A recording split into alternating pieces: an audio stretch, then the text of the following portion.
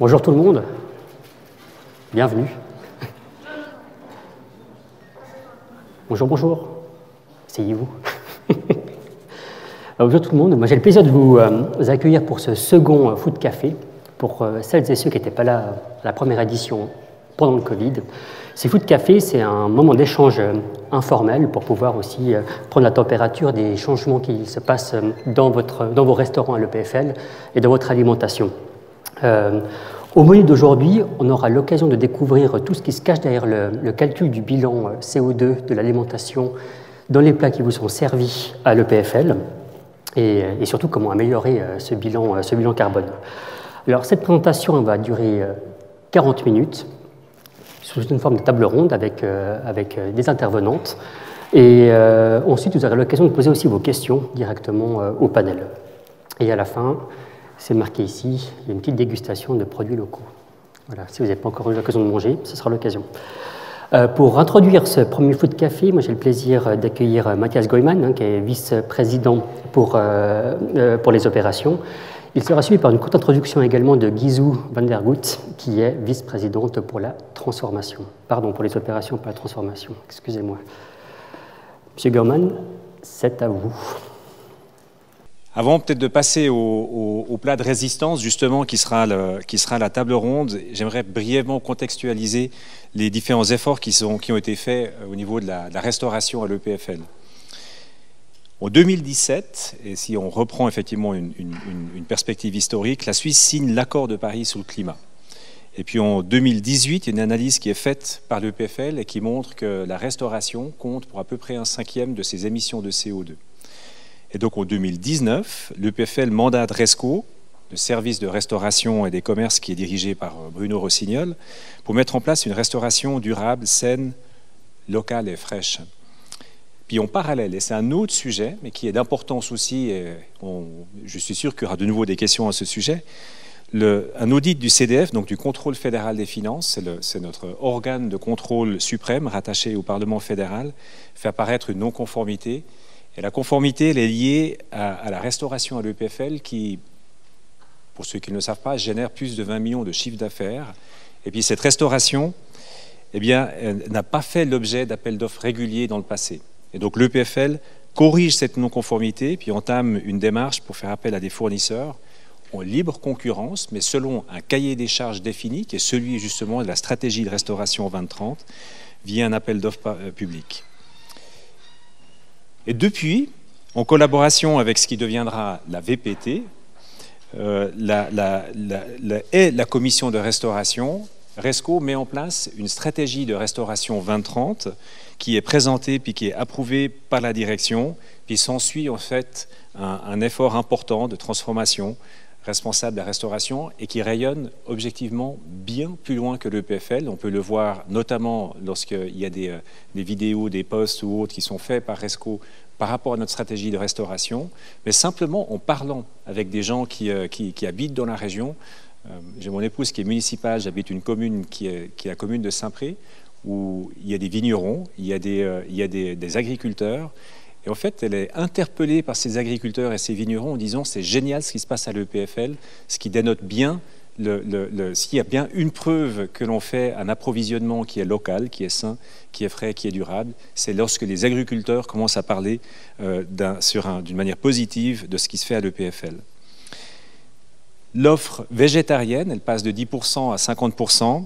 Et puis on a le déploiement des localomates, qui sont donc les distributeurs de nourriture, mais avec des produits qui sont sains et locaux. Et puis on a en parallèle un monitorage digital qui se fait au niveau des achats, un monitoring digital qui se fait au niveau des déchets, parce que ce que l'on ne mesure pas, eh bien on ne peut pas l'améliorer. Et comme l'objectif est de réduire les émissions de CO2 par repas, aujourd'hui d'à peu près 6 kg par repas à 2,3 kg en 2030. Vous avez tous vu récemment aussi les différents éléments qui sont sortis du rapport GIEC et j'ai vu quelques infographies que j'ai quand même trouvées plus qu'intéressantes, qui m'ont interpellé en réalité. Et il y en avait une en particulier qui donnait une illustration de ce que représentent 2 tonnes de CO2. Puis 2 tonnes de CO2 sont générées par 276 repas avec du bœuf, 3922 repas végétariens. Et donc ça signifie qu'un repas végétarien un repas avec du bœuf correspond à 2 semaines de repas végétariens en termes d'émissions de CO2. L'autre comparaison, c'est que ces fameux 276 repas avec du bœuf émettent autant de CO2 que 10 000 km en voiture.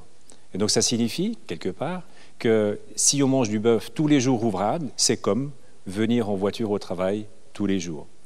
Et ces 276 tonnes de 276 repas avec du bœuf, ça représente aussi 100 jours de chauffage au gaz, soit de se chauffer pendant la période de l'hiver.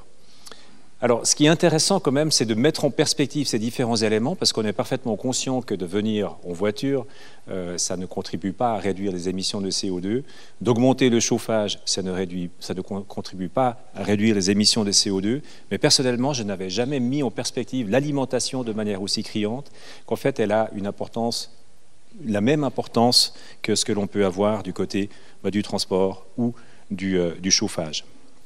Alors la réduction du CO2, c'est un objectif qui est important, certes, mais la satisfaction des clients, la satisfaction de ceux qui vont dans les lieux de restauration est encore plus importante.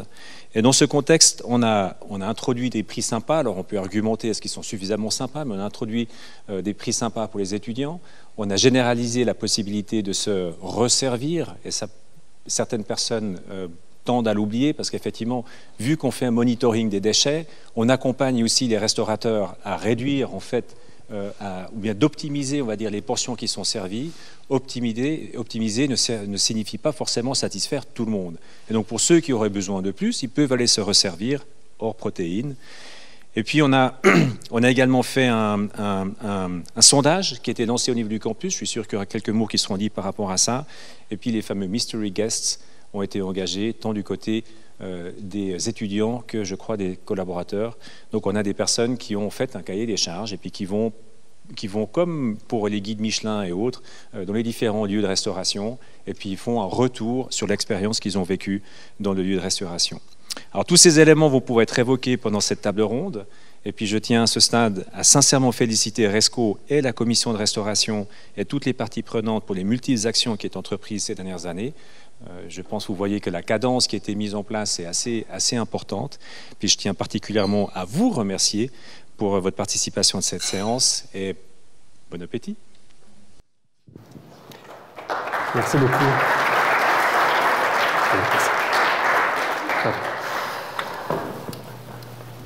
À vous, Guizou van der Voort. Merci. Merci beaucoup. Mathias a tout dit sur l'alimentation, ou presque. Moi, j'aimerais juste rajouter 2 éléments. L'un, c'est que, bon, bien sûr, sur un campus de 16 000 personnes, il y a forcément des gens qui ne vont pas être contents quand on change quoi que ce soit, et en particulier sur l'alimentation.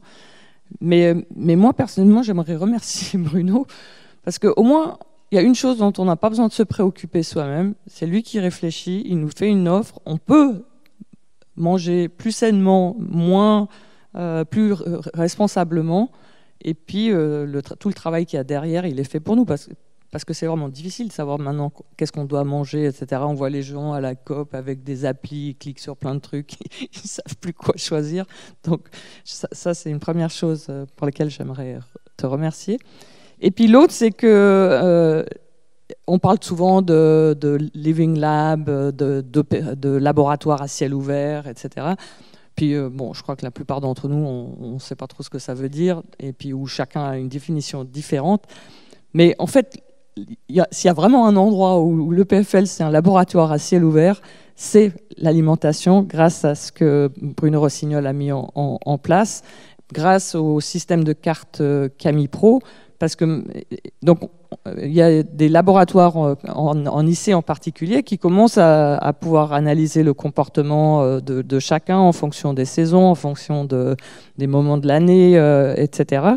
Puis quand je vais à la Café TSV, puis que j'ai la caméra qui regarde ce que je descends de mon assiette, donc ils vont pouvoir analyser ça aussi. Donc je pense que vraiment, avec une population de 16 000 personnes qui mangent ici quasiment 365 jours par an, on va vraiment avoir des données hyper intéressantes.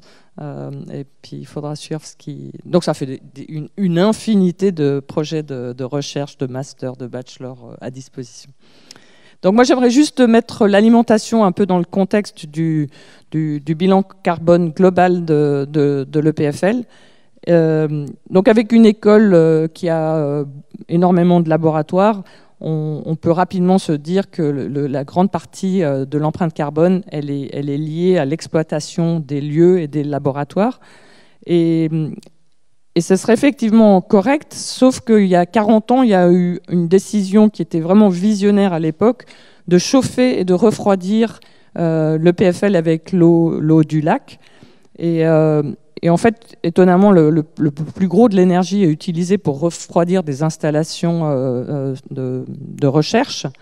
Et l'énergie qui est retirée du lac chaque année est supérieure à toute autre forme d'énergie combinée utilisée à l'EPFL, donc l'électricité et le peu de gaz qui nous reste. Alors ça, c'est magnifique, ça veut dire que depuis 40 ans, l'empreinte carbone pour chauffer et refroidir le campus est quasiment nulle. Ça rend beaucoup plus difficile de diminuer ce qui reste, parce que le reste est utilisé justement pour les installations des labos et de l'enseignement. Alors, les équipes de Mathias, de la VPO, en collaboration avec les équipes de la VPT, travaillent très fort à acquérir les données pour voir comment on pourrait réduire l'énergie utilisée restante. Mais ce qui ressort quand même très nettement, c'est que si on regarde l'empreinte carbone partielle, mais globale de l'EPFL, l'énergie utilisée, c'est à peu près la moitié ou un peu moins. Donc plus de la moitié est due à nous en tant qu'individus sur le campus. Ce qu'on mange, comment on vient travailler, la pendularité, et la quantité de voyages qu'on fait professionnellement. Donc si on doit diminuer cette empreinte carbone d'ici 2030, je pense que si vous êtes là, vous en êtes convaincus, il n'y a pas de mystère. Il va falloir qu'on joue sur les parts qui sont compressibles. Et la recherche et l'enseignement sont les derniers qu'on va comprimer. Et donc, il faut comprimer ceux qu'on domine nous-mêmes, qui sont donc la façon de se déplacer, la quantité de déplacement et comment on mange. Donc, merci beaucoup. Je vais en rester là et je vais donner la parole à la table ronde. Merci.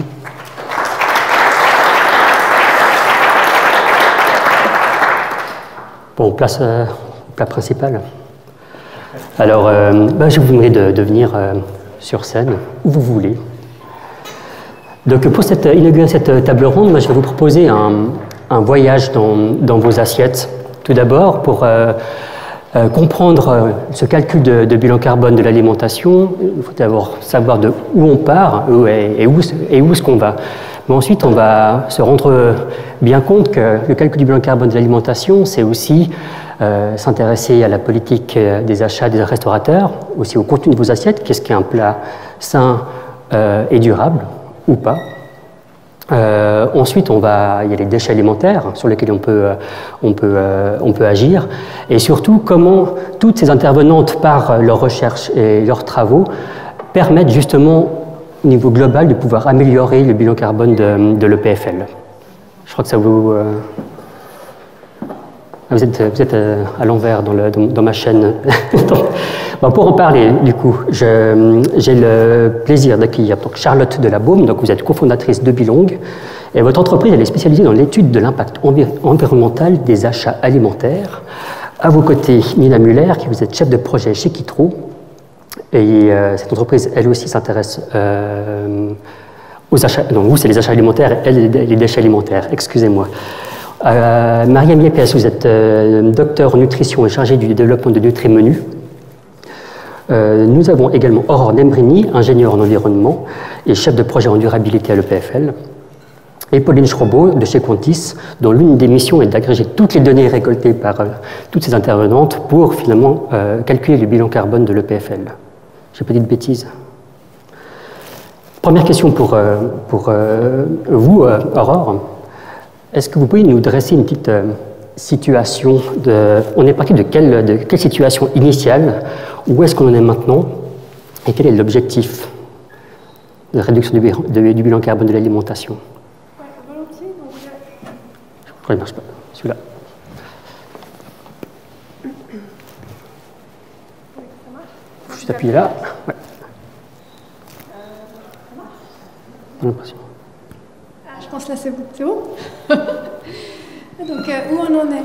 Donc, comme ça a été déjà évoqué par Mathias Guizou, l'alimentation, on a commencé en fait à l'inclure dans le reporting de l'EPFL en fait à partir de 2018, suite aussi à une grande campagne de sensibilisation qui avait montré en fait les enjeux environnementaux liés à l'alimentation. Et puis on s'est dit, en fait, c'est important que les PFL prennent la responsabilité par rapport à cet enjeu-là et l'incluent dans son reporting environnemental global. Donc c'était basé à l'époque, maintenant on est en train de mettre en place, ça va être décrit aujourd'hui, un monitoring beaucoup plus détaillé, mais à l'époque, voilà, c'était un monitoring basé sur les données qu'on avait et donc essentiellement les menus qui contiennent de la viande et ceux qui n'en contiennent pas. Et sur cette base-là, en 2019, on avait à peu près 6000 tonnes de CO2 par an liées à l'alimentation, ce qui représente à peu près 16% de l'impact. Par rapport à ce qu'a dit Guizou, c'est sûr que voilà, on a un impact à l'EPFL lié à l'énergie qui est relativement faible par rapport à d'autres institutions qui seraient chauffées entièrement au gaz ou au mazout. Donc ça relativise l'impact. L'essentiel en fait de l'impact, il est lié au contenu de l'assiette. Bien sûr, on utilise un peu d'énergie pour les restaurants, voilà, mais il y a l'impact aussi des déchets. Mais l'essentiel, c'est vraiment lié au contenu de l'assiette. Et voilà, donc en 2019, on était à 90% de l'impact qui provient de la viande. Et l'objectif, c'est de réduire et d'avoir 80% des menus qui soient servis, qui soient végétariens ou véganes d'ici 2030. Donc justement, on sait que les repas carnés sont responsables fortement d'une empreinte carbone de l'alimentation. Depuis l'implémentation de la stratégie 2030 de l'EPFL, aujourd'hui, vous pouvez manger, il y a une offre à moitié végétarienne justement qui est offerte sur le campus. Est-ce que finalement l'objectif à terme, c'est de complètement bannir la viande? Est-ce que ce serait une mesure trop radicale ou pas? Non, alors l'objectif à terme, c'est pas de réduire de bannir complètement, c'est vraiment plutôt de réduire. Donc on a mentionné tout à l'heure le dernier rapport du GIEC qui est paru la semaine passée, et il y a un élément aussi qui est vraiment très important qui montre que 80% du potentiel de réduction de l'impact lié à l'alimentation est lié au changement de comportement et justement ce qu'ils appellent les facteurs socio-culturels, c'est vraiment d'agir sur qu'est-ce qu'on consomme, et il y a trois facteurs, c'est le régime alimentaire, la quantité de déchets et éviter la surconsommation. Et dans le régime alimentaire, effectivement, si on choisit un menu avec pas de viande, ça réduit beaucoup l'impact. Notamment le régime flexitarien qui consiste à avoir 3 quarts des protéines, enfin de la viande qui est remplacée par des protéines végétales. Ça permet de réduire en tout cas à 30% l'impact. Donc notre objectif, c'est oui de réduire la viande qui est dans les menus, réduire aussi certains types de viande. On sait justement que le bœuf a beaucoup plus d'impact que d'autres types de viande, mais je pense que ce sera évoqué par d'autres personnes ici. Et surtout, en fait, je crois surtout ce qui est important, et c'est vraiment la stratégie qui est en train d'être développée par Bruno, c'est de renforcer l'attractivité des menus végétariens. Donc ça passe par former les cuisiniers à faire une cuisine qui est bonne, délicieuse, mais surtout aussi équilibrée, qui apporte les protéines nécessaires. Et puis informer, communiquer sur l'impact, orienter en fait les clients sur des menus plus responsables. Et puis aussi, par exemple, aussi créer des ateliers pour apprendre à cuisiner soi-même végétarien. Je ne sais pas si j'ai trop parlé. On va maintenant peut-être rester sur le contenu des assiettes. Je vous laisse peut-être juste passer le micro à Mariam. Vous avez peut-être remarqué, si vous mangez à l'EPFL, ce qu'on espère, que vous avez maintenant depuis un an en fait, des Nutri-Score et des Eco-Score qui permettent finalement de calculer le bilan écologique et durable de votre plat. Alors moi j'ai une question pour vous. Je ne sais pas si tu peux les montrer. c'est midi, je vais manger dans un restaurant. Comment est-ce que je choisis mon plat? Comment est-ce que je lis ces pictos? Et puis comment est-ce que vous pouvez expliquer que, un exemple au hasard, qu'un plat de spaghetti bolognaise il sera plus durable ou plus sain qu'une salade de je ne sais pas quoi? Très bien. Alors, excellente question. Je pense que c'est important de reconnaître que Nutrimenu fait 2 évaluations distinctes sur chaque recette pour pouvoir évaluer la qualité nutritionnelle d'un bar et la qualité durabilité ou l'impact sur l'environnement d'un bar. Donc, ces 2 évaluations à part sont présentées sur 2 scores. Le Nutri-Score qui présente la qualité nutritionnelle et le Ecomenu Score qui présente la qualité durabilité ou l'impact sur l'environnement. C'est important de prendre en compte que cela, comme Aurore nous a mentionné, ça fait partie de la stratégie 2030 de Bruno. Pourquoi? Parce que c'est une alimentation durable peut être durable seulement si c'est sain et équilibré. Parce qu'on ne peut pas continuer à offrir un plat qui n'est pas équilibré, même si c'est durable. Donc pour cela, Nutrimenu regarde les quantités des ingrédients saisis dans chaque plat et évalue d'un part la partie nutritionnelle qui est la conformité avec les recommandations nationales en nutrition qui est de l'OSAV, donc Office fédéral de sécurité alimentaire et affaires vétérinaires. Donc c'est les recommandations officielles qui sont utilisées pour comparer la qualité nutritionnelle d'une assiette avec celle des recommandations.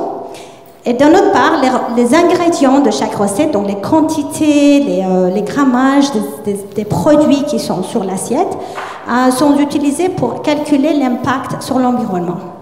Donc, de quoi s'agit-il? Il y a 5 indicateurs. Premièrement, c'est les kilogrammes CO2 par kilogramme d'ingrédients sur l'assiette, qui est calculé en fonction des données qu'on a reçues de Quantis.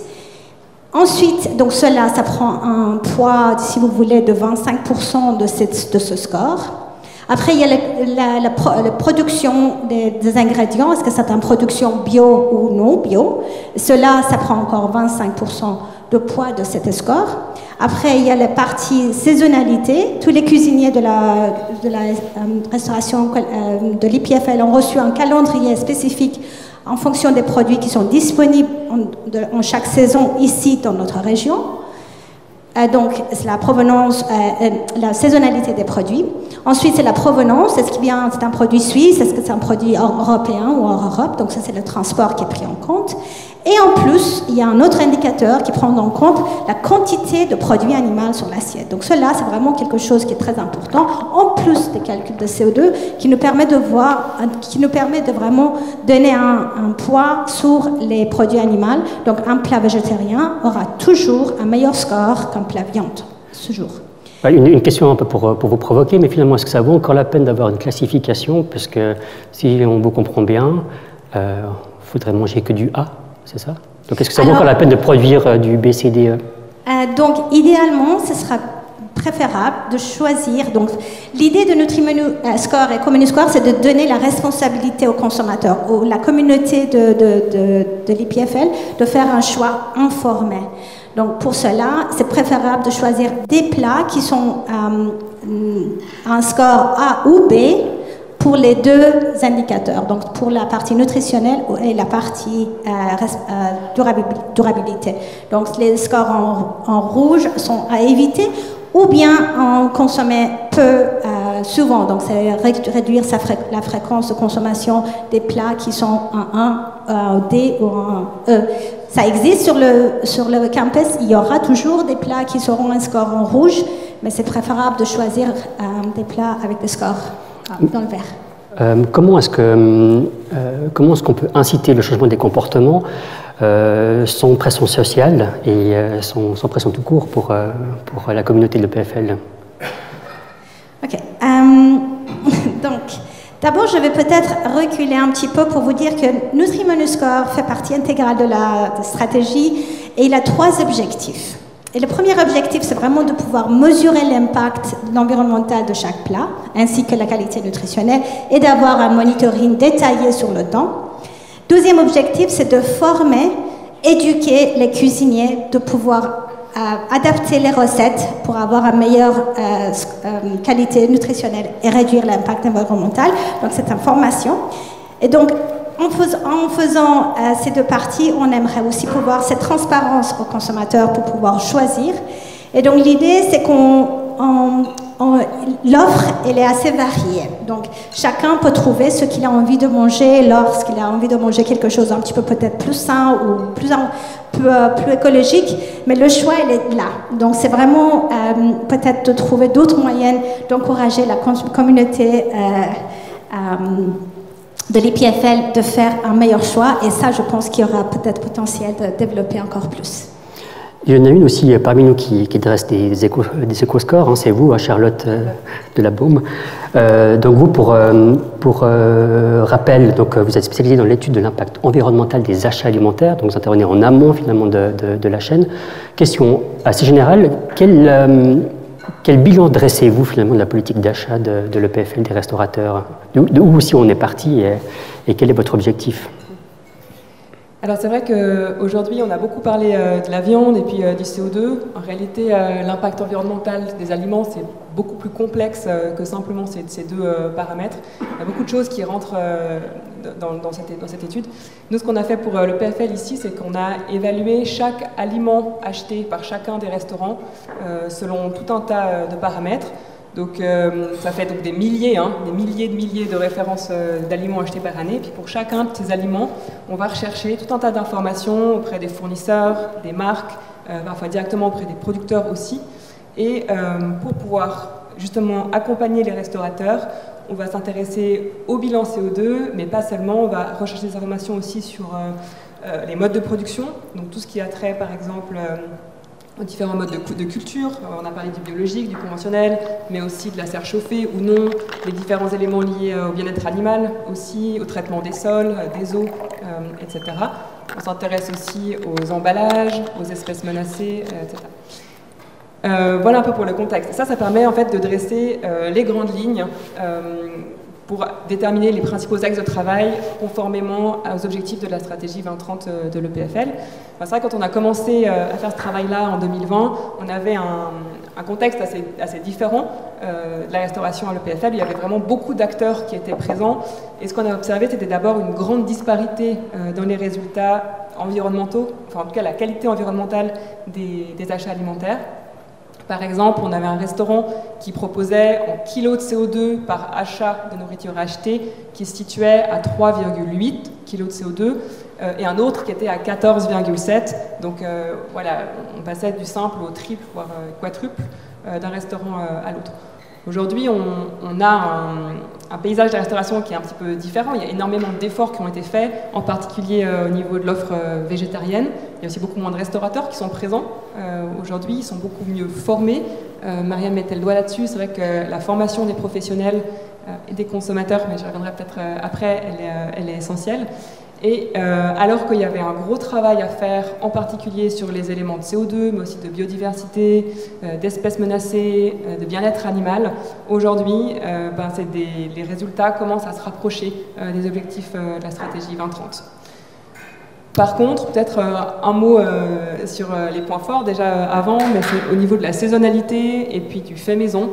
C'était déjà des objectifs qui étaient atteints il y a 2 ans, donc qui devraient continuer encore quelques temps. Alors, le PFL se situe où? Est-ce que l'éco-score finalement est bon, à améliorer? Quelle est la photographie en 2022? Alors en 2022, on est en plein dedans, donc on est actuellement en train de faire ces études-là. On n'a pas encore de résultats à présenter, mais ce qui est sûr, c'est qu'il y a un grand bout de chemin qui a été parcouru et des premiers éléments qu'on peut voir, je pense que ce sera déjà très positif par rapport aux objectifs qu'on attend d'ici 2030. Si vous aviez une baguette magique, ce serait quoi pour vous l'éco-score idéal? Pour simplifier, je pense qu'il serait vert, clairement. Après, en matière d'alimentation, les 2 paramètres environnementaux les plus importants, il y a bien sûr le CO2, on en parle beaucoup et puis c'est très facile de le quantifier, mais un autre paramètre qui est au moins aussi important, c'est l'élément sur la biodiversité. Et ça, c'est peut-être un peu plus subtil parce que moins facile à quantifier. Il y a beaucoup de paramètres qui peuvent permettre de l'identifier. Mais c'est un des principaux qu'il faudrait encore adresser. Là, on a fait un immense travail avec les restaurateurs, notamment sur l'introduction de produits biologiques, mais aussi l'élimination d'espèces de poissons qui sont en danger, par exemple. On évoque beaucoup l'aspect de l'éducation et de la formation, que ce soit de vous et moi, mais aussi des restaurateurs.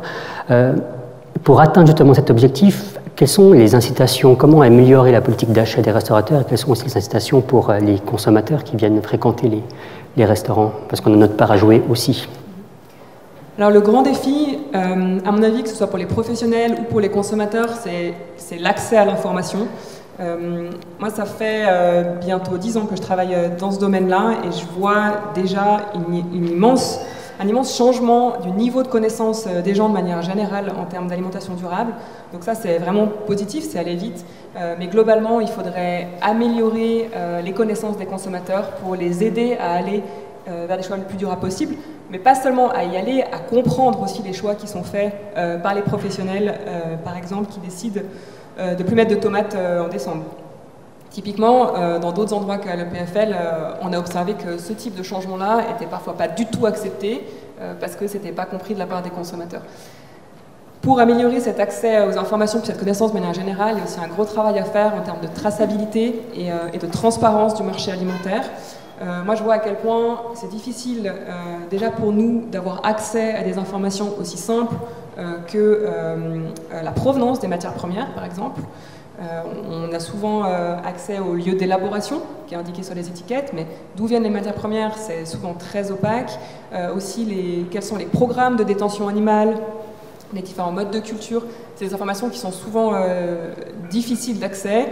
Et puis quand elles sont accessibles, c'est très déstructuré en fait sur le marché. Voilà, une énorme partie de notre travail en tout cas consiste à accéder à ces informations, à les organiser, à les structurer. Donc avec une amélioration de cette traçabilité, de cette transparence, on pourra amener de plus en plus d'informations auprès des professionnels et in fine des consommateurs. En bout de chaîne, on retrouve Nina Muller. Vous traquez les déchets alimentaires. Et comment est-ce que vous quantifiez ce gaspillage alimentaire actuellement à l'EPFL? Très concrètement, je vous ai mis une explication. La solution, elle est basée sur 3 phases. Donc la première, à gauche, vous voyez notre balance, notre appareil Kitro. C'est donc une balance industrielle qui est équipée d'une caméra et qui, à chaque fois que la nourriture va atterrir dans la poubelle, va prendre une photo. Donc le changement de poids va déclencher la caméra. Ces photos vont être envoyées sur notre serveur qui vont être identifiées grâce à un algorithme. Une partie est faite par un algorithme et une partie est encore faite avec l'œil humain, donc c'est encore en construction. Et puis ces données sont donc analysées et redonnées aux restaurateurs sur une plateforme qui est facile d'utilisation, qui est donc la plateforme que vous voyez ici. Sur cette plateforme, vous allez avoir accès à ce qui est collecté. Donc, par exemple, vous allez pouvoir voir que, en moyenne, tous les mardis, il y a 500 grammes de Bircher qui sont surproduits. Et donc, vous pouvez réduire votre production de 500 grammes. Et donc, avec ces informations, vous allez pouvoir comprendre d'où vient le problème, mais aussi ensuite quantifier les économies que vous avez pu réaliser. Donc, cette information, elle est donnée aux restaurateurs, mais aussi au public, ou uniquement au public? Nous, on travaille principalement avec le restaurateur, mais on a de plus en plus de personnes qui souhaitent aussi communiquer avec le public. On a aussi mis en place maintenant un écran qui permet de communiquer en live aux personnes qui ont jeté quelque chose dans la poubelle, ce qui, disons, l'équivalent de leurs déchets. Et que disent les données actuellement sur quel est le pourcentage de déchets alimentaires à l'EPFL? Pardon, allez-y. Ce qui est intéressant de voir, c'est que si on regarde par rapport, on pense souvent au retour d'assiette, mais finalement, en moyenne, à la PFL, 70% des déchets qui ont été collectés sont plutôt de la production. Alors pourquoi est-ce qu'on a du déchet en cuisine? C'est facile de dire, ah mais il faut juste pas gaspiller. C'est parfois difficile de se rendre compte de la quantité de déchets qui est accumulée. On voit peut-être un plat qui part, 2 plats qui partent, mais c'est seulement à la fin du service, quand on a justement toutes ces données de Kitro qui sont accumulées, où on se rend compte, finalement, par jour, on jette 10 kg, 20 kg, 30 kg de nourriture.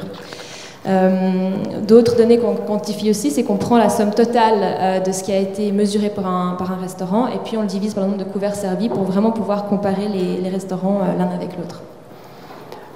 Au sein de cette stratégie, on a eu énormément de retours positifs, aussi des critiques ou des personnes demandent aussi quid de mon libre arbitre? Moi, j'ai envie de pouvoir manger ce que je veux, quand je veux, et puis j'ai pas non plus d'être sous pression, traqué, ou cette pression sociale. Est-ce qu'il est là aussi le défi de pouvoir convaincre sans obliger? C'est une question pour vous toutes, hein, finalement. Comme j'ai le micro, je commence. Oui, c'est un défi. Après, j'ai l'impression que quand on parle aux gens, il y a des gens, soit on est orienté solution, ou alors on est concentré sur le problème. Et puis il y a beaucoup de gens qui se sont intéressés à s'améliorer. J'ai l'impression qu'aussi le Resco a fait une étude justement sur la réception des gens par rapport à la stratégie qui est plutôt positive. Donc de manière générale, oui, c'est une éducation, mais les gens ont quand même envie de faire mieux. Vous avez également l'objectif avec Equitro d'avoir un menu zéro déchet, c'est-à-dire, c'est quoi? Nous, on ne préconise pas forcément le zéro déchet. C'est atteindre un menu zéro déchet, ça requiert une certaine formation, une certaine ressource et puis aussi une certaine motivation. C'est quand même quelque chose qui requiert vraiment beaucoup de travail. Par contre, on travaille sur 3 étapes. Donc la première étape, c'est de prévenir les déchets en premier lieu, donc de travailler sur les achats, le design des menus, l'offre qui est proposée aux utilisateurs, et puis en traquant ce qui est jeté, de vraiment mettre en place des solutions qui vont permettre de réduire les déchets au long terme.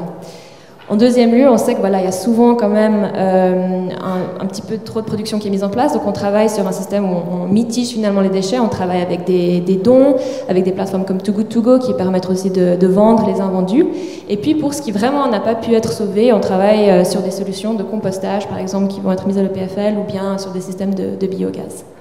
Alors vous toutes, hein, vous êtes les maillons de la chaîne, une grande chaîne justement qui permet de calculer de manière globale le bilan carbone de l'EPFL. On va peut-être passer le micro à Pauline Schrobo, donc vous êtes de chez Quantis, hein, puis depuis déjà plusieurs années, hein, votre entreprise elle mesure différents paramètres du bilan carbone de l'EPFL. En quoi maintenant, enfin, première question, est-ce qu'en termes de récolte de données, est-ce que vous parlez un langage commun? Est-ce que finalement toutes les données récoltées par chacune des entreprises permettent d'avoir une vision assez claire? Oui, tout à fait. Alors, donc, moi, je suis là vraiment pour consolider les données de tous les indicateurs qu'on a décidé ensemble de mettre en place pour suivre l'évolution de l'EPFL. Donc oui, je veux dire, au niveau CO2 simplement, pour calculer le bilan total de l'EPFL, on inclut, comme l'a dit Aurore depuis quelques années, justement cette partie alimentation. On a commencé avec des estimations un peu plus grossières, et puis depuis du coup 2020, avec les données que Charlotte récupère sur le campus et les calculs de Bilong, on peut avoir des estimations qui vont devenir de plus en plus précises. Donc tout à fait, le langage commun pour l'empreinte CO2 de l'EPFL, exactement ce dont j'ai besoin. Et puis pour le reste, voilà, c'est aussi tout un travail d'arriver à obtenir des scores EPFL pour chacun de ces indicateurs qu'on mesure, donc comme vous l'avez entendu, par cuisine de restauration, par point de restauration, etc. Et donc il y a aussi un travail de consolidation pour avoir un score pour l'EPFL, un score global en fait. Et donc voilà, donc c'est aussi le travail de trouver des façons de faire une moyenne qui ait du sens, mais voilà, pour ça on travaille ensemble, et puis oui, c'est pas du tout un problème de parler le même langage. Ces données hein, sur l'alimentation récoltée, comment est-ce que vous ont permis à vous, chez Quantis, de pouvoir affiner finalement l'image que vous avez et le calcul du bilan carbone de l'EPFL? En quoi ça a eu un impact depuis 2 ans? Alors comme je le disais, au début on est parti avec des données assez générales. Maintenant que, enfin, je veux dire, avoir les données des achats, donc chacun des aliments qui ont été achetés et produits, enfin utilisés à l'EPFL, ça nous permet d'avoir une granularité supplémentaire. Ensuite, on travaille sur un autre aspect, donc, parce que de nouveau on parle des achats, donc des aliments qui rentrent dans les cuisines. Il y a tout l'aspect de la cuisson, etc. Donc on travaille aussi avec Bruno sur la partie d'études des fluides. Donc, cette partie est prise en compte déjà dans le bilan de l'EPFL au niveau énergétique, mais on aimerait avoir une vision un peu plus précise sur quelle est l'énergie qui est utilisée exactement dans les cuisines de production, etc. Donc voilà, ça c'est un deuxième aspect qui nous permet d'avoir une vision plus précise sur l'impact de l'alimentation à l'EPFL. Et comment est-ce qu'on pourrait améliorer l'agrégation de ces données? Est-ce qu'il faudrait aussi après d'autres sources de données pour compléter l'image? Alors oui, on a aussi, oui, et c'est aussi quelque chose qui est en cours, donc on a un nouveau système de caisse qui a été mis en place à l'EPFL où on peut vraiment tracer très précisément quels sont les éléments, donc non seulement qui sont produits mais aussi qui sont vendus.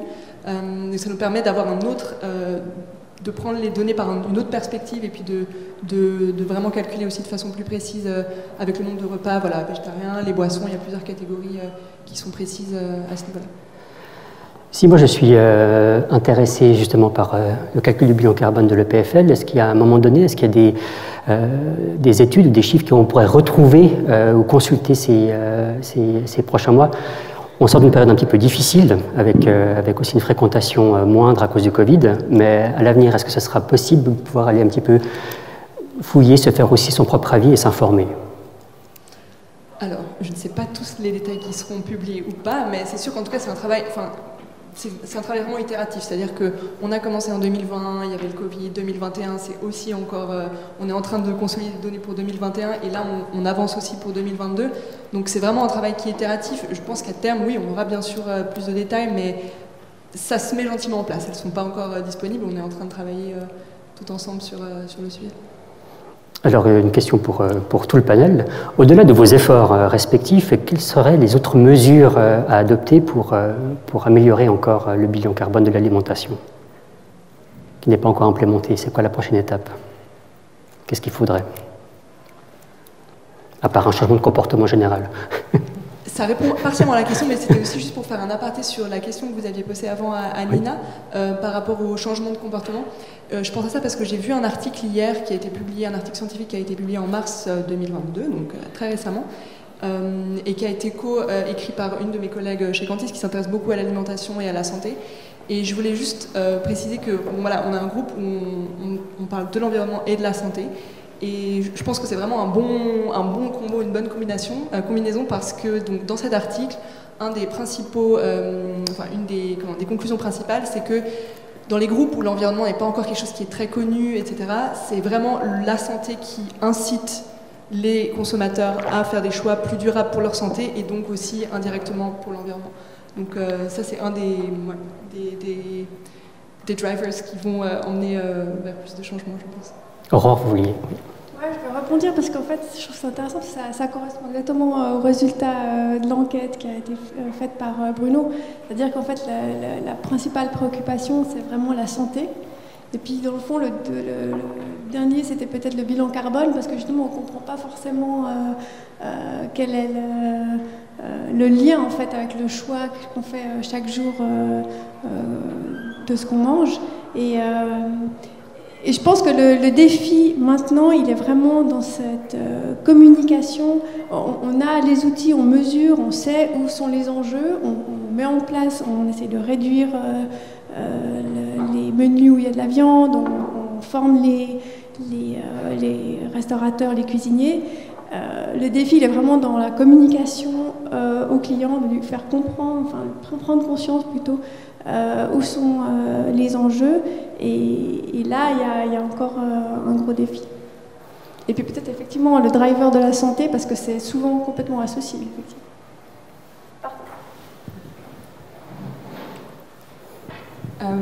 Pour rebondir sur cette question des changements d'habitude qui est cruciale, parce qu'en fait, on a fait plus ou moins le tour des principaux indicateurs qui sont importants pour la santé et l'environnement et qui font partie de cette stratégie 2030 qui est très, très complète. Il y a encore quelques petits détails qu'on pourrait ajouter, mais à mon avis, un des défis du futur et qui est lié avec cette question des changements des habitudes, c'est la question des prix en fait, d'alimentation. Aujourd'hui, on est habitué à des prix qui sont extrêmement bas, qui sont beaucoup plus bas qu'il y a 50 ans pour l'alimentation, et on est en train de vouloir revenir à une nourriture qui est de meilleure qualité environnementale, nutritionnelle, gustative, mais avec des prix qui sont toujours plus bas. Et en fait, il y a aussi un changement au niveau des mentalités à effectuer, c'est-à-dire en fait, est-ce que c'est normal de payer 4 francs le kilo de poulet? Ben non. Et en fait, si on veut avoir un poulet qui est pas gavé aux hormones, qui est traité convenablement, si possible élevé en plein air, etc., eh ben, on ne pourra jamais produire un poulet à 4 francs le kilo. C'est quelque chose qui n'est pas possible. Et du coup, faire comprendre ça aux professionnels et aux consommateurs, c'est également un des principaux défis, en même temps que l'acceptation de menus qui sont un petit peu différents. Mais comment est-ce que, alors ce serait quoi la solution? Parce qu'on avait vu aussi pendant le Covid, qui a quand même illustré une certaine précarité estudiantine, notamment sur l'alimentation. Comment on fait entrer ça dans un budget étudiant? En fait, c'est en adoptant une approche qui est holistique, c'est-à-dire en repensant le menu, on repense aussi le budget. Moi, je vois des retours d'expérience de personnes ou d'entreprises, enfin de restaurateurs régulièrement qui arrivent à proposer une nourriture de meilleure qualité environnementale et nutritionnelle pour des budgets similaires, mais il faut repenser complètement la manière de s'alimenter et puis le contenu de l'assiette. Donc il y a beaucoup de choses, on pourrait parler juste de ça pendant une heure encore, mais il y a beaucoup de choses qu'on peut mettre en place, mais ça implique une meilleure connaissance des professionnels et des consommateurs. Mais voilà, cette dimension prix, elle est cruciale. Vous voulez réagir ?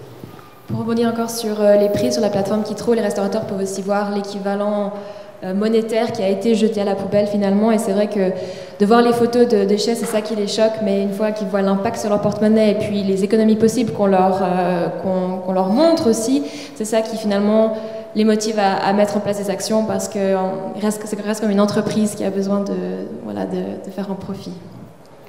Je vois que l'heure tourne, moi j'ai assez parlé. Est-ce que vous auriez des questions pour nos intervenantes? Autrement on poursuit, hein, c'est vous qui voyez.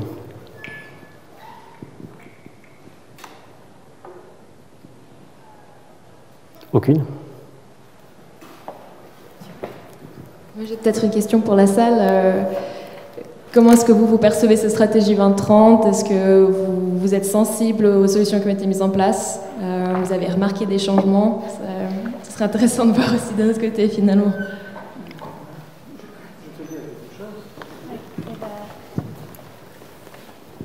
Merci beaucoup. D'abord, bravo pour toutes ces magnifiques initiatives.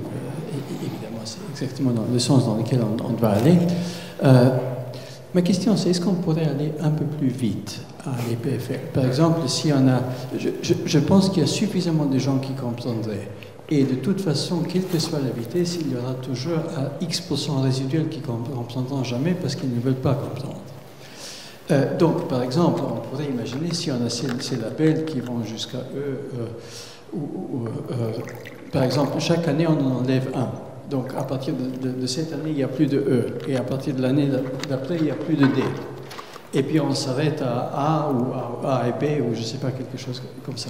Donc, je pense qu'il y a suffisamment de gens à l'EPFL qui sont capables d'aller plus vite et qui ont envie d'aller plus vite. Et il y en a quelques-uns qui, de toute façon, ne voudront pas venir. Et puis ma deuxième remarque, c'est qu'évidemment, nous sommes dans une société qui a un système alimentaire qui est basé sur le marché et qui ne va pas. Et le concept même d'avoir un système alimentaire sur le marché est problématique, pour beaucoup de raisons dont on peut discuter. Donc la question, c'est qu'est-ce que EPFL tout seul, à l'intérieur d'un système plus vaste, peut faire? Il y a sûrement beaucoup de choses qu'on peut faire, mais il y a des choses aussi qu'on ne peut pas faire. Donc peut-être qu'il faut aussi séparer, voilà les transformations du système alimentaire qui sont nécessaires dans la société, mais EPFL tout seul ne peut pas le faire, et d'autres où on dit, ben voilà, on avance plus vite parce qu'on peut faire des choses. Voilà mes commentaires, je ne sais pas si vous voulez commenter ou développer ça. Et merci beaucoup. Qui veut répondre? Aurore. Je ne sais pas si Bruno il veut encore accélérer. Parce que je trouve qu'il y a déjà une très forte accélération depuis son arrivée, mais je te rejoins. Hein. C'est clair que face à l'urgence, il faut prendre... Les années qui arrivent seront décisives. Je crois qu'on a quand même montré l'exemple quand même avec, par exemple, la création du restaurant entièrement végétarien, qui est même presque à 80% vegan, et surtout qui marche super bien. Et donc ça nous donne aussi, je dirais, de l'élan pour peut-être renforcer certaines stratégies et les accélérer. Mais il faut aussi quand même tenir compte que voilà, on est une communauté très diversifiée qui vient de plusieurs pays et qu'on est plutôt dans une stratégie en fait, d'accompagnement. Oui, on essaye d'accélérer, mais c'est une stratégie qui essaye de prendre en compte tout le monde et d'accompagner, sensibiliser. Je crois que c'est quand même pour l'instant la piste. Et on va, je pense certainement, atteindre les objectifs qu'on s'était fixés plus rapidement que prévu, et puis après on s'en fixera d'autres, mais voilà, c'est quand même la perspective. Je ne sais pas si Bruno, tu veux ajouter des éléments.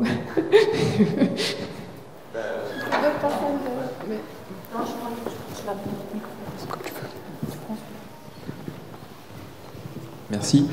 Aujourd'hui, ce serait difficile d'aller plus vite qu'on va à la vitesse où on a lancé notre projet avec la restauration de l'EPFL. C'est vrai que on aimerait favoriser une accélération certaine, mais on est aussi dans une institution où on est 17 000 au quotidien sur le campus, avec des visions bien sûr qui sont aussi différentes, des attentes et des besoins qui sont différents. Et à la vitesse où on l'a déjà mis en place ces 2 dernières années, je pense qu'on est sur un bon train et puis on tient nos calendriers.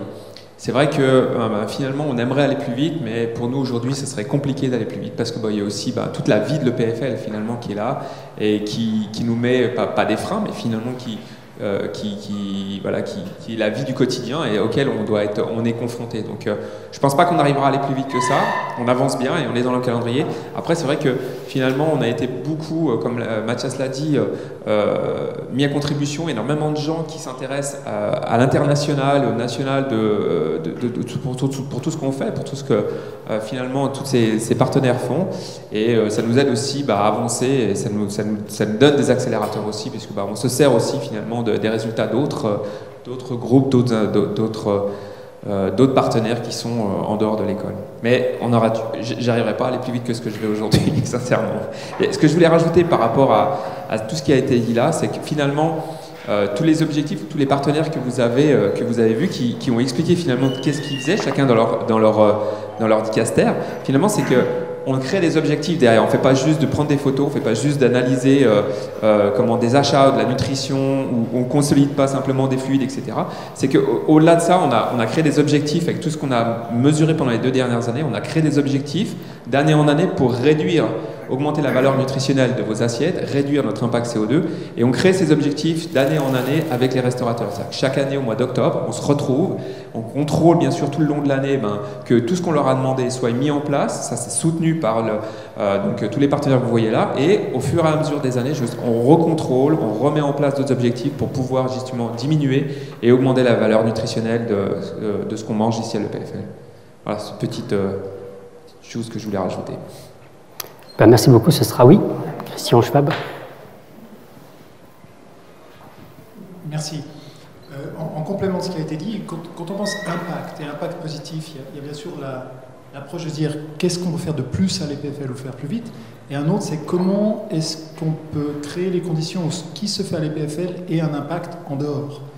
Et je pense que si on arrivait à convertir un hôpital, une université ou d'autres institutions à adopter tout ce qui a été mis en place, en termes d'impact, c'est encore plus fort que de grappiller les pourcentages en interne. Et je pense que là, il y a une fenêtre d'opportunité qui ne sera pas éternelle. On a entendu avec l'exemple que donnait Mathias de la renommée de ce projet. Je pense que c'est une vague qu'il faut surfer maintenant, de se donner les moyens de polliniser d'autres institutions avec tout ce qui a été fait ici, parce qu'en termes d'impact, il y a des enjeux encore plus grands, il y a un levier encore plus grand, je pense. Je reviens à la question finalement précédente. Depuis 2 ans, donc la stratégie elle est très très ambitieuse, mais c'est vrai qu'il y a eu aussi pas mal de retours de la communauté de l'EPFL qui disait ça va pas assez vite, ça va pas trop loin. Est-ce que finalement, 2 ans plus tard, on n'aurait pas sous-estimé la maturité de ce changement de comportement? Est-ce que finalement il n'y avait juste pas les outils, les moyens de pouvoir le faire, mais là maintenant, est-ce qu'on n'a pas sous-estimé la maturité de la communauté de l'EPFL? Ta question, c'est est-ce que les gens étaient prêts à cette Oui, transformation ? c'est vrai qu'ils sont prêts. Alors, moi, je pense que la communauté est prête. On voit que, finalement, quand on a fait l'analyse en 2019, on s'est vite rendu compte qu'en interrogeant les étudiants qui étaient là à l'époque, que ce soit des gens qui soient en master, doctorants, etc., ils nous envoyaient 2 messages. Un, c'est on ne va pas consommer comme vous avez consommé les 40-50 dernières années. Ça, je l'ai pris pour moi, c'était très clair. C'est on ne va pas manger la même chose que vous. Et puis, il y a la deuxième chose, c'était aussi on ne va pas voyager de la même façon que vous. Puis aujourd'hui, on le voit par finalement, on a des groupes d'étudiants avec lesquels on travaille, des associations, des étudiants au travers de tout un tas de raisons finalement. Ils nous disent, nous, on consomme pas la même chose, on mange pas la même chose, puis on le voit aussi finalement sur tout ce qui est consommé dans les restaurants. On voit que le niveau sans parler de ce repas végétarien tous les jours, de tout ce qui est consommé au niveau vegan, végétarien monte incroyablement. Que ce restaurant, le natif, finalement, fait 350 couverts par jour. Alors c'est un gros pari pour nous, parce que finalement, on met un restaurant vegan à 80%, puis on ne sait pas si ça va marcher. C'est un coup de poker finalement. Puis on voit que là aussi ça fonctionne très bien, c'est une attractivité énorme. Donc on s'était rendu compte que finalement, on n'allait pas consommer les prochaines années, puis que les générations qui étaient là, puis celles qui arrivent encore, elles nous disent vraiment, nous, ce que vous avez fait, on ne pense pas que vous avez fait tout faux, mais pas tout juste non plus, puis la façon que vous mangez sur ce campus, ça ne nous intéresse plus. J'ai eu des retours de certaines personnes qui sont un peu plus âgées qui me disaient que moi, si mes doctorants ne mangent pas de la viande tous les midis, ils n'arrivent pas à bosser l'après-midi. Je pense que cette partie-là va gentiment disparaître pour laisser la place à d'autres professeurs, d'autres doctorants, d'autres directions, une autre direction finalement qui pense déjà à notre direction qu'on doit transformer et puis qui penseront aussi plus tard encore, on va transformer encore plus fort vos assiettes. Et on a d'autres attentes. On va juste prendre une dernière question avant de conclure. C'est à vous. On a vu à quel point c'était important en fait le choix des gens. Ça demande beaucoup, il y a beaucoup d'inertie en fait. Ça demande beaucoup d'informations, beaucoup de sensibilisation. Et puis on est pas mal entre nous, je pense, sur ces questions-là. On est assez entre convaincus, ce qui est déjà très bien. Mais ma question c'est comment est-ce qu'on arrive à étendre ça en fait. On a les informations maintenant, on a les calculs. Qu'est-ce que vous imaginez comme suite en termes de sensibilisation en fait déjà du campus de l'EPFL? Parce qu'il y a plein de personnes qui ne sont pas du tout d'accord à manger végétarien, qui ne sont pas du tout d'accord de réduire cet impact. Je pense que c'est pas négligeable. Et puis à terme, comme la question a déjà été posée, qu'est-ce que vous imaginez aussi hors du campus en fait, en termes de sensibilisation, en termes d'information et en termes... parce que je pense que l'impact n'est pas négligeable du tout. Merci. Qui veut répondre? Il y avait beaucoup de questions dans votre question. Je vais essayer de prendre un à la fois. D'abord, qu'est-ce qu'on fait pour communiquer, pour pouvoir inciter les gens? Je pense de mettre en place cet Eco-Menu Score et Nutri-Menu Score, c'était quelque chose qu'on était surprise de voir les réponses positives par rapport à cette initiative. Donc il y avait des gens qui se trouvaient ça très bien pour pouvoir comparer deux plats entre eux, pour pouvoir choisir un qui a peut-être une meilleure qualité nutritionnelle ou un impact plus faible. Donc ça c'est des choses qu'on a fait. Et d'ailleurs je dois aussi préciser que c'est un outil, c'est une notation qui va évoluer avec le temps, avec le plus de détails que nous allons recevoir en fonction des recettes. On pourrait justement affiner cette notation encore plus, donc ça va être évolué en fonction aussi des retours que nous avons. Je trouve que la communauté IPFL était assez réceptive, donc je pense que c'était déjà positif par rapport à ceux qui n'existait pas il y a 2 ans. Deuxièmement, je pense que Covid a fait aussi un certain impact sur la mentalité des gens. Je pense qu'il y a eu une ouverture d'esprit, il y avait une sensibilisation qui était... Qui a bousculé un petit peu les gens. Ils ont commencé à réfléchir un petit peu différemment, ils ont commencé à manger un petit peu différemment. Donc je pense que ça aussi, on va le voir dans les prochaines années peut-être. Donc comme disait Sacha, il y aura peut-être moins de gens qui vont choisir les plats avec un score haut. Donc ça veut dire que les cuisiniers, les responsables vont pas en faire des plats qui sont trop un impact en rouge. Donc déjà c'est quelque chose qu'on envisage. En ce qui concerne qu'est-ce qu'on fait dehors, je pense que je parle de part de notre nous tous, on fait beaucoup de choses en dehors de l'IPFL. Je pense Charlotte, Nina, moi, on a beaucoup d'activités de même type en dehors de la restauration de l'IPFL. Donc il y a une demande, donc ça commence comme aussi a été demandé. On travaille de notre côté pour pouvoir justement implémenter ce type de stratégie ou de sensibilisation de la consommateur en dehors de l'IPFL. Oui, il y a des démarches, mais ça ne va pas aussi vite qu'on aimerait. Merci. Je laisse Charlotte. Puis après, ça sera peut-être le mot de la fin, parce que je crois que leur tourne, puis il y a des cours après. Très rapidement, pour rebondir sur ce qui peut être fait en dehors, c'est justement pour ça que c'est vraiment important que les gens soient plus informés et qu'on soit plus éduqués sur ce qu'il y a derrière le score et ce qui fait en fait la qualité environnementale d'un plat nutritionnel. Parce qu'après, c'est tout des personnes qui vont ensuite aller sur le marché, en entreprise ou dans d'autres institutions qui pourront faire part de leurs attentes, de leurs demandes et puis faire pression comme ça sur le marché. Et puis ensuite, ça passe aussi par les enveloppes de vote et par des demandes aussi politiques. C'est des discussions qui sont de plus en plus aussi au centre des choix communaux et cantonaux sur l'alimentation qui est proposée dans les établissements publics, avec plus ou moins de succès. Ici à l'EPFL, ça va en fait beaucoup plus vite qu'au niveau cantonal ou au niveau communal pour plein de communes. Il y a quand même encore beaucoup de leviers de boucliers, notamment sur cette question du végétarisme. Mais voilà, je pense que plus on fait entendre nos voix individuelles en dehors, plus c'est comme ça que ça évoluera. Merci beaucoup à vous cinq. On arrive au terme de ce deuxième Food Café. Merci encore. Merci à vous d'être venus. Et comme je vous le disais en introduction, donc, si vous dirigez par là-haut, il y a une dégustation de produits locaux. Et moi, je vous retrouve au mois d'octobre pour une 3e édition du Food Café. On va vous communiquer la date prochainement. Merci beaucoup.